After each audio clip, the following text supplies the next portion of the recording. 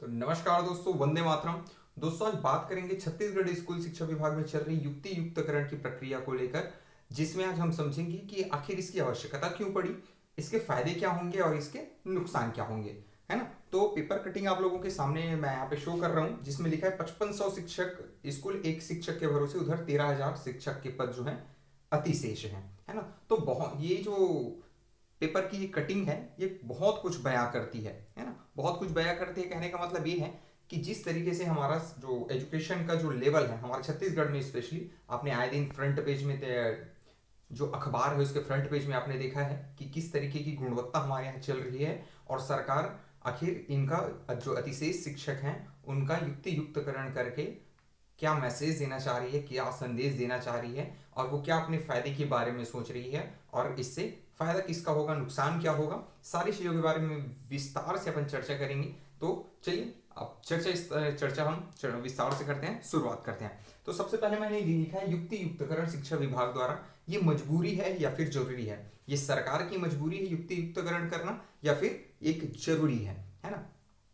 तो युक्ति युक्तकरण का मतलब ये है कि भैया एक स्कूल में अगर शिक्षक कमी है और दूसरे स्कूल में शिक्षक ज्यादा है, तो ज्यादा शिक्षक वाले जो स्कूल के जो शिक्षक है उसको जहां पे शिक्षक की अवेलेबिलिटी नहीं है वहां पे लाके मर्ज कर देना, या फिर यूं कहें कि जहां पे नंबर अगर बच्चों की ज्यादा है वहां पे शिक्षक कम है, तो किसी दूसरी जगह से जहां पे अधिक शिक्षक है वहां के शिक्षकों को लाकर उस स्कूल में शिफ्ट कर देना, वहां पे उनकी पोस्टिंग कर देना। ये है युक्ति युक्तकरण, है ना। मतलब कहने की बात ये है कि जहां पे शिक्षक नहीं है वहां पे दूसरे स्कूलों में जहां ज्यादा शिक्षक है वहां के शिक्षकों को वहां लाके पोस्टिंग करना, है ना। तो यहाँ पे पेपर की जो कटिंग है उसमें बहुत सारी चीजें हैं, उसमें पॉइंट मेंशन है कि 300 स्कूलों में शिक्षक ही नहीं, आसपास के स्कूलों से अटैच करके हो रही है पढ़ाई।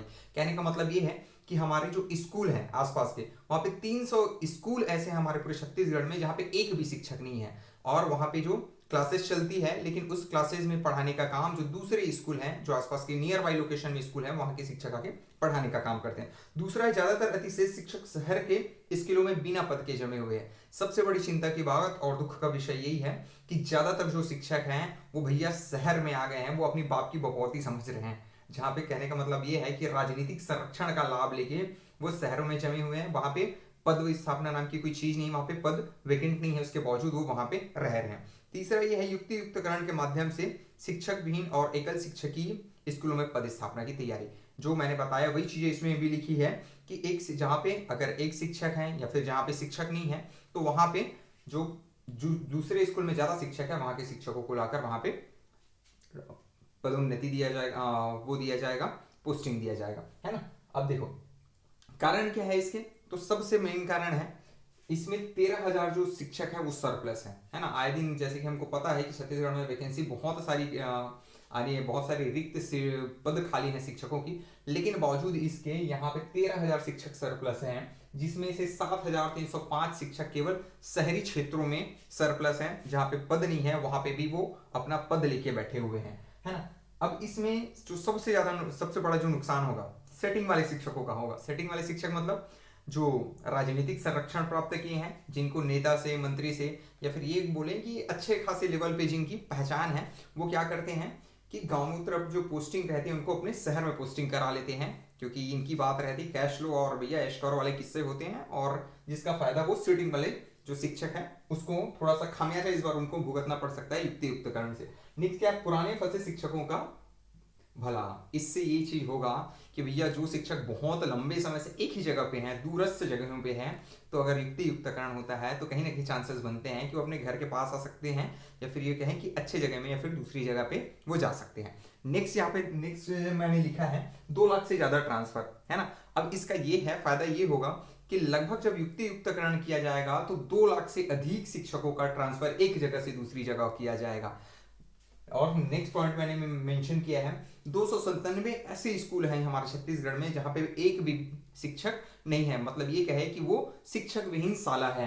नेक्स्ट क्या है, 4,000 स्कूल मर्ज होंगे। इससे फायदा ये होगा कि जहां पे 2-4 बच्चे रहते हैं, 3-4 बच्चे रहते हैं, वहां पे भी स्कूल चल रही है, तो इससे होगा ये कि वहां के बच्चों को पास के ही स्कूलों में, पास के गांव के या फिर पास के लोकेशन के स्कूलों में क्या किया जाएगा, मर्ज किया जाएगा, नेक्स्ट क्या है, मध्याह्न भोजन में घोटाला। और आए दिन आपने देखा होगा कि 4 बच्चे रहते हैं, 40 का वहां पे अटेंडेंस लगता है और मध्याह्न भोजन में बहुत सारे घोटाले होते हैं, तो इनसे भी फायदा मिलेगा गवर्नमेंट को। नेक्स्ट नेक्स्ट मैंने लिखा है 5448 स्कूल जहां पे केवल एक या फिर दो टीचर हैं। ये दुर्भाग्य की बात है, लगभग 5500 ऐसे स्कूल हैं जहां पे केवल एक या फिर दो टीचर हैं और जो पूरा स्कूल देख रहे हैं। इसके अलावा जितने भी ऑफिशियल वर्क हो रहे हैं वो सारे चीज देखते हैं, चाहे वो आप जनगणना की बात करो, चाहे आप चुनाव कंडक्ट कराने की बात करो, चाहे मेन्यू मिड डे मील की जो जानकारी भेजनी हो, संकुल में जितने भी काम हो रहे हैं, बीओ सीओ बीओ और जो डीईओ है वहां पे जिस लेवल की काम हो रही हो, सारी चीजों का काम ये एक और दो शिक्षक मिलकर कर रहे हैं। तो सोच सकते हो आप हमारे यहाँ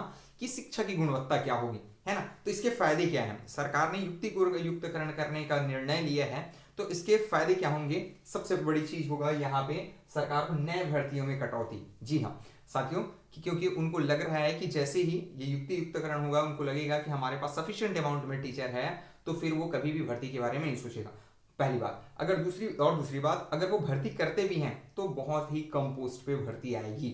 नेक्स्ट है ट्रांसफर से वसूली। ये किसी भी सरकार का सबसे बड़ा कहना चाहिए मशीन होता है कि सरकारी विभागों में ट्रांसफर नाम की एक चहलकदमी कर दो और उसके बाद फिर जो बैग भर भर के आते हैं उसको बात अलग है ना। तो ट्रांसफर से वसूली का काम भी होता है, तो ये भी इनके फायदे मिल सकते हैं, क्योंकि यहाँ पे विपक्ष वाले लगातार आरोप प्रत्यारोप इस पे करते रहे हैं। और इसके अलावा क्या है कि जो भर्ती प्रक्रिया है उसको निकालने में विलंब लगेंगे। अगर नए पोस्ट की भर्ती करनी चाहेंगी तो उसको विलंब लगेगा, जिससे धीरे धीरे सरकार की जो दिन है वो निकलते जाएंगे और अंततः जो लास्ट साल बच जाएंगे, 1 आध साल बचे रहेंगे, उस टाइम पे ये भर्ती आएगी। नेक्स्ट है बजट में कमी। अब इससे होगा ये, लगभग मैं आज स्टडी कर रहा था, 60 करोड़ ऐसे जो पैसे हैं जो ऐसे शिक्षकों को मिल रहे हैं जो डिजर्विंग है ही नहीं। कहने का मतलब ये है युक्तिकरण के नाम पे कहीं पे एक बच्चे हैं, 2 बच्चे हैं, 4 बच्चे हैं, उनको भी ये क्या मिल रहा है, पैसे मिल रहे हैं, बजट। तो इससे फायदा ये होगा कि लगभग 60 करोड़ ऐसे पैसे हैं जो शिक्षक डिजर्व नहीं करते, उनको मिल रहे हैं, तो इससे भी सरकार को फायदा होगा। इसके अलावा मध्याह्न भोजन जो घोटाला है उसमें भी सरकार इससे बहुत सारी चीजों में बचत कर सकती है। अब इससे हानि किसको हो रही है, कैसे शिक्षकों को हानि हो रही है क्या, बिल्कुल। तो सबसे ज्यादा और किसी को परेशानी होगी तो शिक्षकों को होगी, क्योंकि भैया उनका बिजनेस बंद हो गया है। ज्यादातर शिक्षक आज के समय में ये है कि वो पढ़ाई के अलावा, पढ़ाई तो कम करवाते हैं, पार्ट टाइम काम उनका ज्यादा करवा, चाहे वो कृषि की बात करें या फिर अदर बिजनेस, घर में शॉप खुलवा के बैठ जाना, ये चीजें चलती है। नेक्स्ट क्या है, दूर में पोस्टिंग, जो अभी जमे हुए हैं शहरों में पोस्टिंग लेके, उनकी पोस्टिंग युक्तिकरण के माध्यम से दूर हो जाएगी, तो उनको ये परेशानी आने वाली है। थर्ड मैंने लिखा है वर्कलोड। क्या है, वर्कलोड। अभी इसमें मेंशन है कि जहां पे 60 से कम बच्चे हैं वहां पे केवल एक प्रधान पाठक होगा और एक शिक्षक होगा, तो उसका वर्कलोड बहुत ज्यादा बढ़ जाएगा। नेक्स्ट क्या है, अंडर वर्क।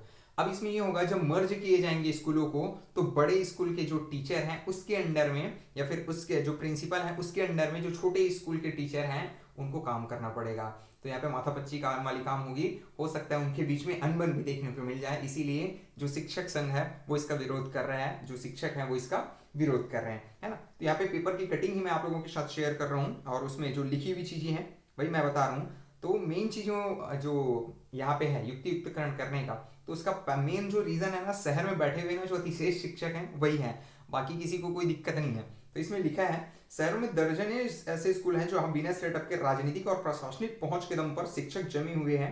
बताते हैं कि रायपुर, राजनांदगांव, बिलासपुर, दुर्ग, महासमुंद में अतिशेष शिक्षक की संख्या ज्यादा है ना। तो वही है कि अच्छी जो सिटी है वो चाहते हैं कि अपने बच्चे को प्राइवेट इंस्टीट्यूट में भेजें, एक शहरी एरिया में रह के पढ़ाएं, जिसके कारण क्या करते हैं वो प्रशासनिक पद का लाभ लेने के लिए, और इसके अलावा जो प्रशासनिक अधिकारी हैं या फिर युग हैं, राजनेता हैं, उनके संरक्षण में उनसे अच्छी बनती है, तो अपने उधर ट्रांसफर करा लेते हैं ताकि अपने बच्चे का भविष्य अच्छा बना सके, अपने परिवार का भविष्य अच्छा बना सके। ये बहुत सारी चीजें हैं, मैंने गहराई से की जो चीजें हैं जिनको मैंने ऑब्जर्व किया, मैंने वो आप सबके सामने बोल दिया है ना। नेक्स्ट क्या है, वो क्या बोल रहे हैं यहाँ पे, अगर 61 से 90 है ना, जब बच्चों की संख्या 61 से 90 है, ऐसे स्कूल में एक प्रधान पाठक और 3 शिक्षकों की व्यवस्था होगी। और इसी तरह मिडिल स्कूल में 105 या फिर उससे कम दर्जे वाले पर भी प्रधान पाठक समेत 3 शिक्षकों को वहां पे अपॉइंट किया जाएगा।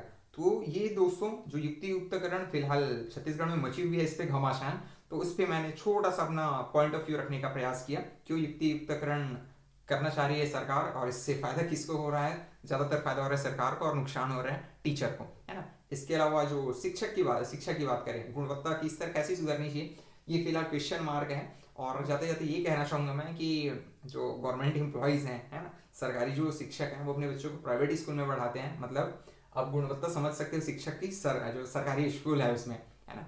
तो कृपया करके थोड़ा सा ध्यान दीजिए इस पर, क्योंकि शिक्षा की गुणवत्ता शिक्षकों के हाथ में होती है, कैसे उनको डिलीवर करना है बच्चों को, कैसे उनका भविष्य बनाना है। आप अपने बच्चों के भविष्य को आप शहर में रह के एक प्राइवेट स्कूल में भर्ती करके आप गांव के जो गरीब बच्चे हैं जो सरकारी स्कूल में पढ़ते हैं उनसे आप खिलवाड़ नहीं कर सकते। तो दोस्तों मिलते हैं अगले वीडियो में, तब तक के लिए नमस्कार, जय जोहार, वंदे मातरम, जय हिंद, जय जोहार।